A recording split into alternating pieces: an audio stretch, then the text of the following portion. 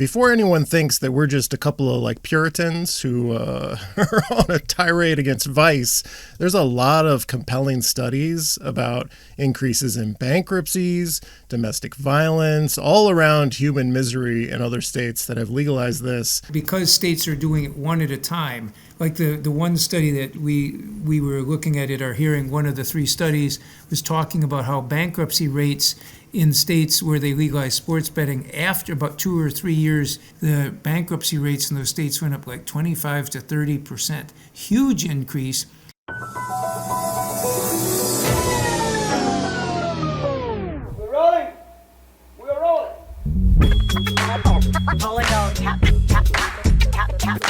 This is a real thing. Real thing. None of you have the balls to stop this. Stop this.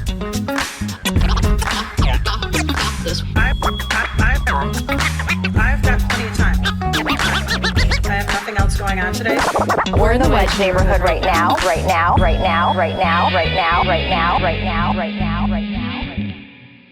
Okay, we're back on the Wedge Live podcast. My name is John Edwards. I'm your host, and I'm joined today by Senator John Marty, state senator from District 40, which includes Roseville. We're here to talk about an effort at the state capitol to legalize sports gambling apps, things like DraftKings, FanDuel. I'm sure you've seen the ads everywhere. So far, I understand 38 states have legalized sports gambling. 30 states have legalized online sports betting. First, Senator Marty, we're just meeting each other. I don't usually have senators who wear bow ties on the podcast.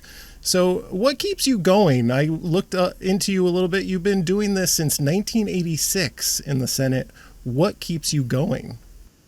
The idea that we can make lives better for people and that we shouldn't be giving up when things don't make sense in government or other things. We should be trying to change society to make life better for others. I've been super activated by this because I think it's such an obviously bad idea. I'm trying to understand why this is even happening.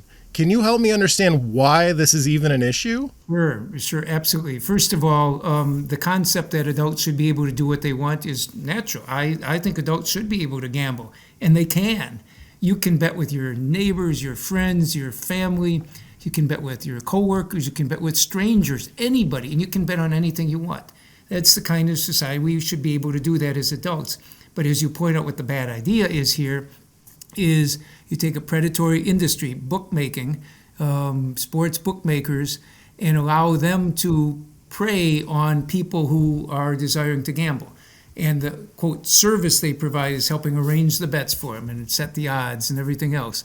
But, it's whenever they talk about it, they make it sound like this is extremely popular. Everybody's demanding this. I think everybody thinks, wait, I should be able to bet on the Vikings game if I want, and I think they should be able to. Lots of friends. Most people probably do bet on those things. That's their business. But we don't need some predatory business coming in and encouraging to bet more and profiting off of that. And that's what I'm concerned about. So I'm glad you mentioned when you said 38 states. We're constantly told here at the Capitol by all the lobbying community that 38 states have legalized sports betting, including all 4 states surrounding Minnesota. And your distinction between those that legalized online versus sports betting is huge because 3 of our 4 neighbors do not have online sports betting. And the online is the most addictive, the most dangerous, most costly to society. Right. I have a phone. Do you have a smartphone? Yeah, I do. It's smarter than I am, but yes. No, it's a smartphone. It's like we all have these phones and we have watched our society be changed in a lot of very bad ways. Like I'm tweeting a lot, like my whole like online personality as Wedge Live. The whole reason anyone listens to what I have to say here in Minneapolis is because of social media. So there's like a positive there for me. But even I, someone who has like had a lot of positive things in my life from it, I could see how it's been such a negative thing. And we all know people. I personally, like it's affected me in like negative ways. I think differently. My attention span is shorter. Like I can tell how this is addictive. And there's not even any gambling going on with my phone. That's exactly right. 30 years, 40 years ago, I remember when people talked about screen time, meaning TV screen time, and how kids were getting it really messes with minds and so on. It's very addictive, and how many hours a day kids were watching TV. Nowadays, that's a whole previous world, and we have, this is, you ask someone who's never seen one of these before, and what is it? Well, it's a weather forecasting device. It tells you the weather, it tells you the time, it tells you directions how to get some places. It does all your banking. It does everything else. It's your entertainment. And so it can be, and the nature of the device is addictive in itself. And then you put something addictive like gambling on top of it, and you've got a disaster waiting to happen. So we have failed, I think, as a country to like regulate social media and the harms on young people, the harms on adults. Like we could get into like the way it's affected our national politics, and like we have failed on that. It just feels like just because 38 states have legalized sports gambling and 30 have legalized online sports gambling doesn't mean we got to make that same mistake, make the same failure other people are doing. And like we've all got these smartphones. I don't understand why your colleagues, I know this is probably a question for them, but I just don't understand why it's not a very easy argument. Do you not see the harm that we are doing to ourselves already? Why would we compound it? Yeah, and some folks may not even care about the harm that's being done, but I think a lot of the folks are saying, well, John, yeah, you make some good points, but, and their but is always, but we're getting so much pressure to do this. and I keep thinking how the difficulty is everybody who comes here and talks to us about it. First of all, very, very few constituents. One of my colleagues who I was trying to argue why this was a bad thing, I said, are you getting a lot of pressure from your constituents? The colleague held up 3 fingers and said, yes, I am. 3 constituents, and they're very vocal about it. I thought, that's out of close to 100,000 constituents, 80, 90,000 constituents. 3 of them are very vocal about it. But what they're hearing when you're in the Capitol here, you don't hear from the public at large always, you hear from the lobbyists. And you have the sports teams are all represented here, and the racetracks, and the charitable gambling, and the sports books, primarily the sports books, and the tribes, and everybody else. You got all these folks coming here, all of whom financially will benefit from this, and they're saying, we need this, and the public's demanding it, we got to do it. And to me, that's where the disconnect is happening. It's not that our folks, if you tell them this, they haven't heard about the harm, they hadn't thought about the harm, because nobody's talking with them about the harm. And that's what I've been trying to fill that gap, trying to make sure they hear about that. Yeah, I watched the committee hearing yesterday where all the proponents, you're right, there was no like Citizens for the Legalization of Sports Gambling. That's not an org. It's gambling interests, because the money will flow largely to those interests. That's how they got the coalition together, the Gambling Interest Coalition, right? Is we're going to pay you for the money. Subsidize them with tax money, yeah. And then another thing that's kind of shocking is I was expecting there would be like a carrot aspect to this. Well, we're going to fund all these great things with schools, right? All the money is going to go to save the children. And there's the tiny piece of money that goes to gambling addiction services. Right. 2 years ago, when they came in with the bill, they were giving, I think, 25% to gambling addiction services. Now it's 10%, divided to 2 pots. But it's something that it's always thrown out. Oh, this is going to be such a good thing. As chair of the finance committee, I got to help deal with a very tough state budget coming up. And everybody's saying 2 years ago, oh, this is going to bring in so much new money to the state. 3/4 of the tax revenue collected under the bill that got voted down yesterday, 3/4 of the money was going to subsidize other gambling interests. 3/4 of it. So how much going to the state? Nothing to the general fund, just as 10% for the gambling addiction stuff. And then the rest, they actually created a youth sports integrity and promotion fund. Did you know we need to protect the integrity of youth sports? Well, not until you bring gambling into the picture. You don't have to worry about the integrity of youth sports. It was always, it was unquestioned. Now as you have gambling problems happening on sports, you're going to have more problems. So I see it as something that they're always talking. until I started getting heavily engaged in this a year and a half ago, all the discussion of the capital was who's profiting from it, not who's going to be hurt by it or affected by it, just who's profiting from it. And to me, they say it's so overwhelmingly popular, but I'll give two illustrations where we've actually got public measures of how the public feels. One of which is in Missouri last November. The FanDuel and DraftKings spent $40 million. Missouri's not that big of a state. $40 million on a referendum to get sports betting, online sports betting. And it passed with far less than 1% of the vote. I think it was like 3,000 people statewide who difference in the margin of it passing. It just barely squeaked by after a $40 million campaign. And 2 years earlier in California, they had two voter initiatives. It's not truly a good comparison because they were somewhat conflicting. One was for on-site, on racetrack and casino property. The other was for mobile sports betting. So they were competing with each other, but they set a record, all-time U.S. record for most expensive ballot initiative. Over $400 million spent on the two campaigns. And again, some of it was against each other, so it conflicts it. But both measures failed. The one for on bricks and mortar on casino property thing that failed more than 2 to 1, 67%, and the online failed 81%. And I keep thinking, if this is that popular with the public after they spend $400 million, maybe it would have passed, or at least been closer than 80-20, or 80-19, 80-18, or whatever.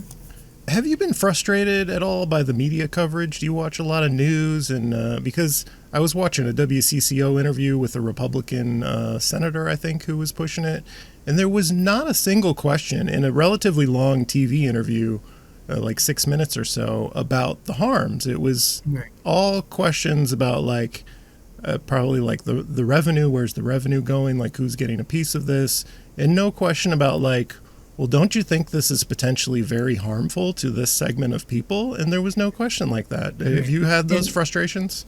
Yes, very much. And I don't want to overstate this, but it's very real as well. And that is that media does have a conflict on this because even the Star Tribune, all the TV stations, all the sports teams, they all benefit from this and financially benefit from it. And it's hard to get them to do stuff saying, hey, this is going to hurt our bottom line if we step into blocking this or we give coverage to blocking it. So I've always been frustrated that media coverage on something like this. A similar analogy would be years ago I spent a lot of time fighting, and I think it's coming up again, fighting public subsidies for professional sports teams. Everybody's in favor of it. No, the teams who are making the money off it. Every one of the team owners in Major League Sports now is a billionaire. And we got to subsidize them on their highly profitable teams because, the people want it.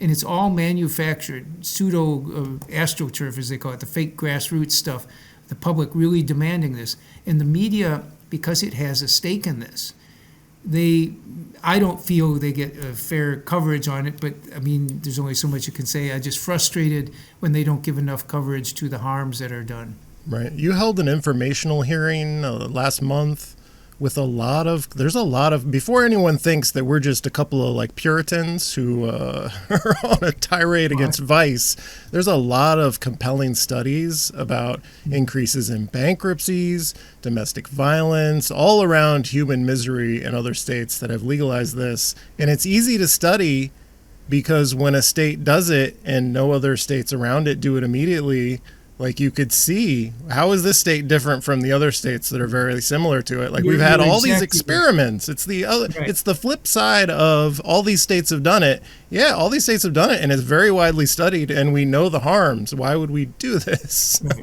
That's a good point, because states are doing it one at a time. Like the one study that we were looking at our hearing, one of the three studies was talking about how bankruptcy rates in states where they legalized sports betting, after about 2 or 3 years, it gradually increased, and after about 2 or 3 years after legalizing it, the bankruptcy rates in those states went up 25 to 30%. Huge increase, that especially when you consider that not everybody gambles, and most people who gamble are not gambling addicts.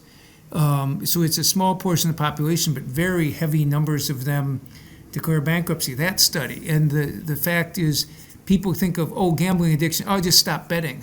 Well, we were going to have a testifier this week, who she had to cancel at the last minute, but a psychiatrist was featured in a profile in the Wall Street Journal, a psychiatrist who got addicted to online sports betting, and talking about how they kept poking her every time. She knew she was getting addicted, and as she'd try and reach out to her, they'd jump in and give her special deals and everything else. The predatory nature was so clear, and when you hear this, how powerful that addiction is, then you hear, we had testimony, or I heard from the head of the only inpatient gambling addiction program in Minnesota, who said that, and these track with national numbers too, that half the people in the program had suicidal ideation, and 1 in 5 had actually attempted suicide.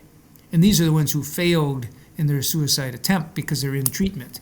But 1 in 5, I mean, you look at other addictions which may be more deadly because people overdose and so on, but the suicide risk, people who are addicted to other substances usually are not trying to die by suicide. They just they accidentally do. But in this case, it's a huge suicide risk. The public health risk is incredible. The shame is so awful, and it bankrupts families. And with one of the previous bills, it's not in the bill this year, the proponents' bill, but they actually had some money for housing.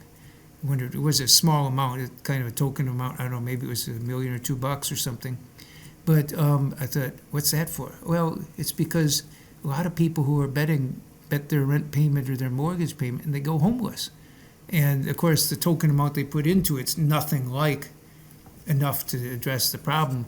But all these issues are out there, and my premise is that if we can hold this off for another 2 or 3 years, then the evidence which is growing nationally about what a public health crisis we're creating here will weigh it down so much that people will stop pushing for it. But in the meantime, I'm saying, if they're going to pass it, if we were to legalize it, I introduced my own bill saying if we're going to legalize sports betting, we got to have all these protections. And some, it would stop the advertising that draws more kids into gambling and more adults into gambling, that make the industry liable. Because one of the key points I'd love to leave with you today is that unlike a lot of other substances that are addictive, this is a case where the industry gets off scot-free. If you go to a bar and you are somewhat intoxicated and they serve you more alcohol, you ask for another drink and they give you another drink. You're paying for it, everything else. But if they do that and they know you're intoxicated, dram shop laws in this state and other states make them highly liable for what they do. They are in deep legal trouble if they do that. But with sports betting, we have it set up in such a way, because the sports books have no liability for what they're doing. It's as if you go into a bar and you're somewhat intoxicated and they say, hey, would you like a free drink or 2-for-1 special for you? They're pushing it on you. They're pushing it on you when you can least afford it. And to me, making sure there's liability protection. So I put in this bill with all these protections in it. And I told the authors, if you want my support on it, I would be willing to accept it if you have all these protections in. So they take that, well, maybe we take some of your amendments. They took one of them and watered it down last year, and then they withdrew it from the bill later. I do not trust that's going to stay in there, so I am only willing to support this as a poor compromise to say if we could pass all these restrictions, it would change the industry nationally, because once one state starts saying they ought to pay the cost of the harm they do, not the taxpayers, not the family of the victim, not the employer of the victim and others that got ripped off, but the sports books, if they fraudulently, deceptively hook people on a dangerous addiction and push them over the edge, they should have to pay the cost, not the taxpayers. Yeah. See, what you're trying to do is make them unprofitable, and then the whole point of this is profit. I would just say go away. But they're in 38 states now, and in my mind, if they're going to keep pushing it, I'm saying if we did this, I mean, that's why they don't want my bill. Not only would they not make nearly the profits, but it would also change their whole business model nationally. It would break down their business. They wouldn't be this huge Wall Street darling businesses that get all the investors because they were so profitable. When I was listening to the DFL senator presenting his bill and they were listing off all these protections, like recognizing the harms, it was a bunch of things like you could opt in to not getting this. You could opt into some limits. Like, I know myself, if I put self-imposed limits on my phone, I would just go in and undo the self-imposed limits and keep looking at my phone. And that's not even gambling. We see, yes, no, I've said, yeah, if we're going to do it, one of the things we should do is self-impose limits that you can't get out of easily, and you can't right away, and they can't be pushing you in pop-up ads while you're trying to get out of it and everything. But you have to have, but that's not sufficient to do it. Yesterday in the bill, the author of the bill that got voted down had offered an amendment because he had heard all the criticism from my hearing about the VIP treatment and the concierges who were offering you the free bets and the extra bonuses and so on, and loans even and so on. Heard about that, so we put in a provision that it was really incredible kind of language.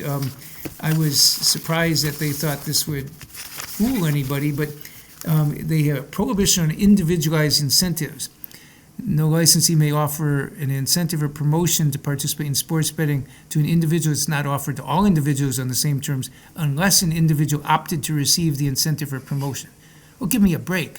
You know, who is going to say, oh, please stop giving me gifts. Please stop being more generous to me. Please stop giving me loans. Please stop giving me free money. Please stop doing this. And the more you're in the throes of the addiction, the more desperate you are. This psychiatrist who got hooked on it, she was actually begging them to give her more loans. She was begging them for help because she had hit rock bottom. And so in other words, that just shows saying that you're going to restrict people from getting the VIP stuff, unless they opt into it, is no restriction whatsoever. It's just meaningless language. So that's what I'm trying to convince my colleagues, that you got to have.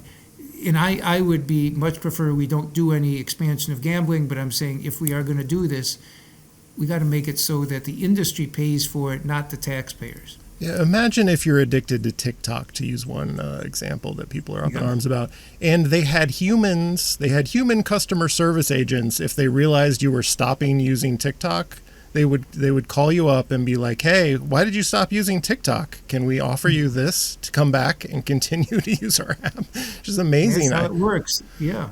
And in a case like this where people are desperate and they are highly addicted, it's not that they're bad people. It's that they have a brain problem, which certain percentage of the population, whether it's alcohol or other drugs, addiction is a powerful mind disease, and it's something we have to be real about. And we shouldn't be blaming the victim on it. Right. And right.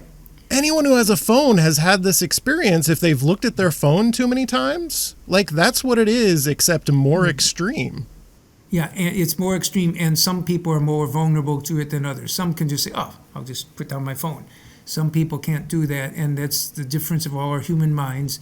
And I don't want to say people are blameless in any way, but I also think saying that they should pay all the costs when somebody is a predator is profiting off them making these mistakes and encouraging them, and they have all the data on you, the algorithms they have, knowing how much money you have, how much you're spending, how much when you're gambling, when you're most vulnerable, and then trying to prompt you to spend more with special deals. And yeah, it's again 2-for-1 drink specials to an intoxicated person. We don't allow that. So how is this different from the marijuana legalization debate? Because I feel a lot of people come to this from a sense of prohibition doesn't work, personal freedom, why are we trying to stop people from doing what they want to do, victimless crime.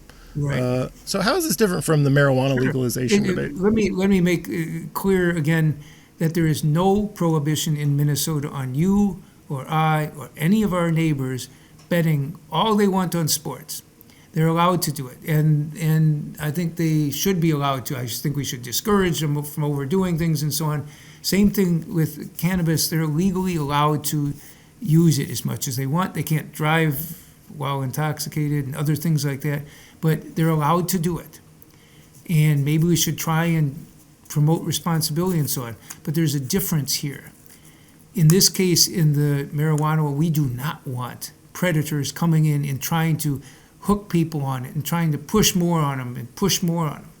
And here in this case, we are all adults are allowed to bet on sports.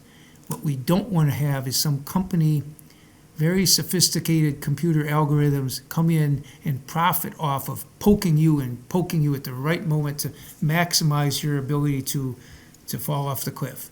And that's what we're proposing here. I think I'm a strong proponent of legalization of cannabis, have been. And I think adults should be able to do what they want, should be able to gamble, they should be able to this. But I have real concern when an outside predator profits off that. And that's pure and simple what this bill would do, what the legalization would do, because, I mean, we have members of the committee acknowledging they're betting on sports, of course. We have an open in the Senate, open in the House, open March Madness office pools. It's not my thing, but I know other colleagues do, and hey, if they want to do that, fine. But nobody's in there going to profit off of the more they bet. So I saw an article in the Star Tribune where I think a former legislator, I forget his name, he's like a Republican firebrand who says controversial things all the time, mentioned VPNs. He's like, well, people are going to do it anyway. They're going to use VPNs. And like, I did a little search on Reddit about people talking about using VPNs in these gambling apps. And the people who do it and have tried to do it say it's very hard to get away with using a VPN. Like, maybe you can get away with using an illegal site, but you can't get away with using these apps with the VPN. And John, let me tell you one more thing on that. See, part of the industry's push, one of the reasons they're convincing legislators to legalize it, because they're only hearing from the lobbyists in favor of it. One of the ways they're doing it is saying, look, a regulated market is better than an unregulated one. And they kept saying this will stop kids from betting, because 16-year-olds are betting on offshore illegal sites right now. And I said, one of the sports books, FanDuel, DraftKings, others came in to meet with me. They said they're going to drive out the youth stuff. They said, you realize they don't even check for your age. We do. We're very careful about that. And my response, well, how is that going to help? If I'm a 16-year-old kid and I'm betting on an offshore website and they come in and now we legalize it, and then the kid says, oh, wow, I can bet in Minnesota now. They legalized it here. And then the kid says, oh, shoot, you have to be 21 years old to bet here. I'm only 16. I guess I can't bet anymore. No, they're not. The kids, 16-year-olds aren't that. They're not clueless. They know, well, I guess I'll just keep betting the other way. And the trouble is, so it doesn't, not only does it not take it away, but because there's the constant advertising, which is the biggest shock people have after the state legalized it. They didn't know this was going to take over all the advertising market. They're going to be omnipresent everywhere. And they weren't aware of that until it happens. But when that happens, every kid, it becomes normalized. Gambling is part of sports. It's a major part of sports.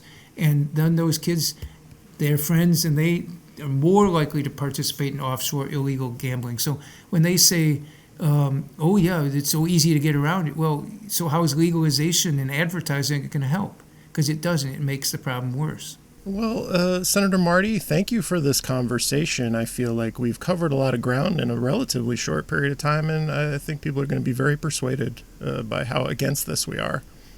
Well, I'm trying to convince my colleagues that stop listening to the lobbyists who profit off of the industry and start talking about the people who are affected by it, because, hey, I want adults to be able to gamble if they want.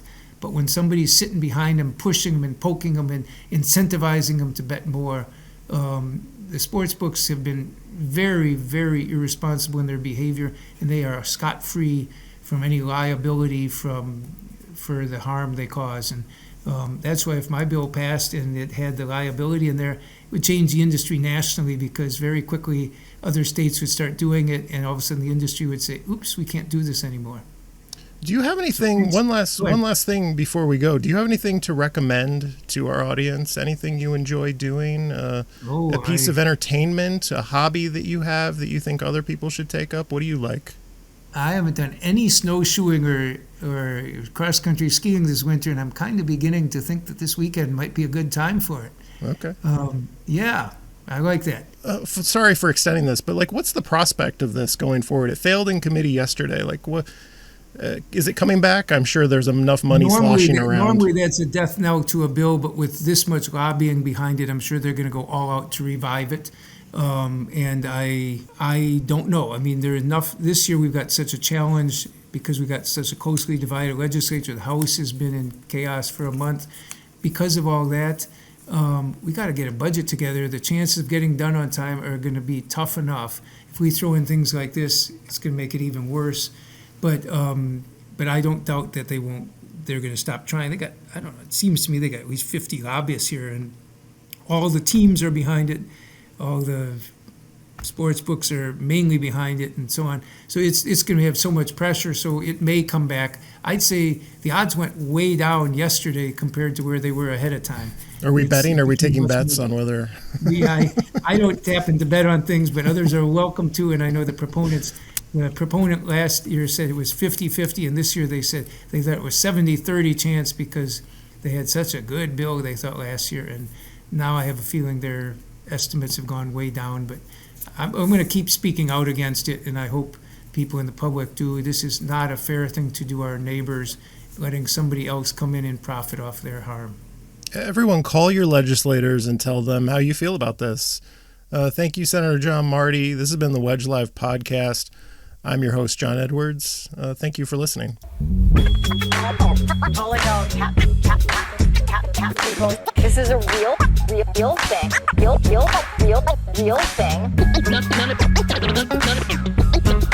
None of you have the balls to stop this. Stop this. I've got plenty of time. I have nothing else going on today. We're in the Wedge neighborhood right now.